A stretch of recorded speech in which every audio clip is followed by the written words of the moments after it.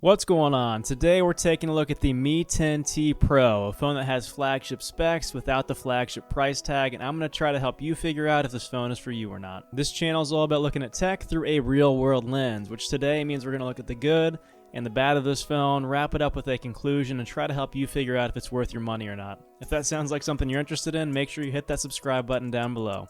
Let's go ahead and dive in. First of all, the good and what I liked about the phone. Not even going to touch on price because that should go without saying at this point. But the first thing is the screen. Now, if you're just looking at the specs, yeah, the screen is not OLED. It's an LCD screen. But when you're actually using the screen, you really don't notice that unless you've got it side by side something like a Samsung or one of the new iPhones. Color saturation's good. Brightness is great. I have no complaints overall with how the screen looks. The other big thing with the screen is the refresh rate. This screen has a refresh rate of 144 Hz. That means every second it refreshes 144 times instead of just 60 times like on a Pixel 4a or a new iPhone, etc. Now, if you've watched any recent reviews on YouTube from any phone, you'll usually hear people say, hey, you have this higher refresh rate, it's really hard to go back to a phone with a normal 60 Hz refresh rate. But for me, that just wasn't the case. Now, to be fair, Xiaomi has some software on the phone that dynamically will adjust the refresh rate depending on what you're doing. So maybe that's why I didn't notice it, because I don't game on my phone, but for me, it just really wasn't a big deal. And I say that because just right over there is my gaming PC. It has a 165 Hz monitor, and I definitely understand the difference there. I get the benefit, but on a phone, I don't. Maybe that's because I just don't game, but with that said, the screen on the phone is still great. Still no complaints with the screen whatsoever, but going from the Mi 10T Pro to my Pixel 4a 5G, which is just a 60 Hz refresh rate or a normal refresh rate, I really didn't notice any difference. The next thing that I like a lot about this phone is the camera. Now, it's not as good as the Mi 10 Ultra, but it is still a really good camera. The point and shoot's great, night mode's great, there's a pro mode on there, there's a bunch of different modes you can play around with. Video is also pretty good. The camera overall is just pretty solid. But you know, you'd hope it would be with that weird camera bump in the back, and looks kind of cool and futuristic, but also kind of weird, so. The next thing that I liked a lot are the speakers. It does have stereo speakers. They're nice and loud. They're clear. There's enough bass. I'm not going to give you a demo because you're not going to be able to get a fair, comparison of what the speaker sounds like coming through this microphone, but the speakers on the phone are pretty solid. Next is the overall performance and feel of the phone. Now, I'm really biased here, to be fair. Xiaomi is my favorite phone manufacturer. MIUI is my favorite Android skin, so take that for what you will. It's more of a heavy skin. It's not like a stock OnePlus AOSP stock Pixel feel.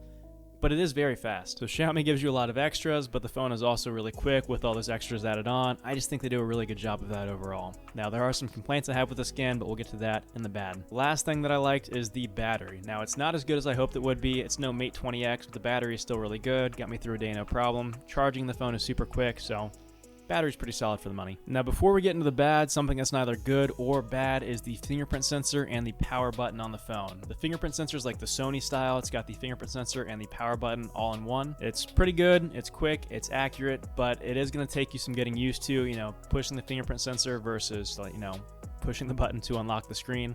They do have some settings that you can use to tweak that, but it's just going to be a little bit weird probably at first, and it's going to take you maybe, 2 days to get used to, 3 days to get used to. Again, not a deal breaker, just something of note. Moving into the bad, the first thing is there's no headphone jack, top, bottom, nothing, no headphone jack, so maybe not a big deal for you, but just something to make sure that I note because it's not there. Next, there's still some bugs in the UI. Now, Xiaomi is usually really good about updating their software, but the dark mode on this phone is just terrible. If you're somebody who needs your entire phone to be in dark mode, the dark mode on this phone is just not great. It gives all the colors like this weird whitewashed effect.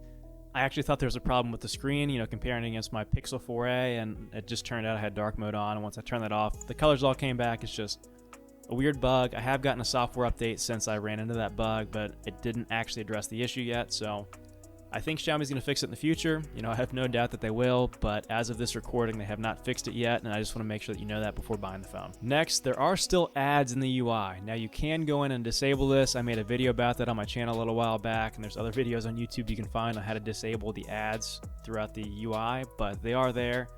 I don't know why they do that. It needs to be called out because that's just unacceptable in my opinion. Lastly, and this was the biggest one for me, depending on where you live, your cell reception may or may not be great. It might be hit and miss. So if you watch my channel update video, I recently moved from Cincinnati, Ohio, all the way down to Florida, and the service down here was really spotty with the Mi 10T Pro specifically. To make sure I gave it a fair shake, I tried AT&T service through Straight Talk, I tried T-Mobile service through Straight Talk, I tried Mint Mobile, which is a T-Mobile service, and I compared it against my LG V60 V60, which was on Verizon Wireless. For what it's worth, the LG V60 was a Verizon branded phone, and that was just terrible down here. Now, sometimes the coverage was awesome, sometimes it was terrible, like not even usable, it was so slow.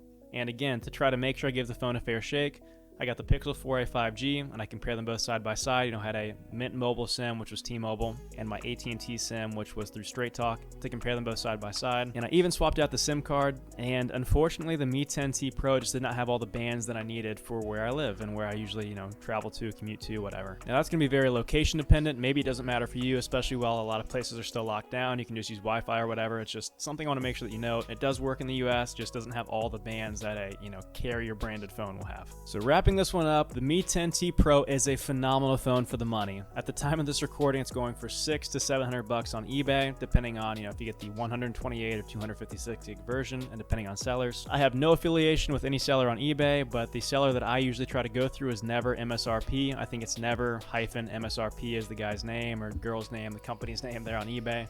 They've always been great. Their customer service is good. The phones always work. They're always the actual global versions of the phone. So try to find them if you can. But yeah, $600-700, phenomenal phone. With the caveat of, regardless of where you live in the US, make sure you look at the carrier bands that you need in your specific area and that this phone has it. Assuming it does, great phone. So that does it for this one. Make sure you subscribe if you haven't already. Let me know in the comments down below what you want to see me review next, and I'll see you guys later.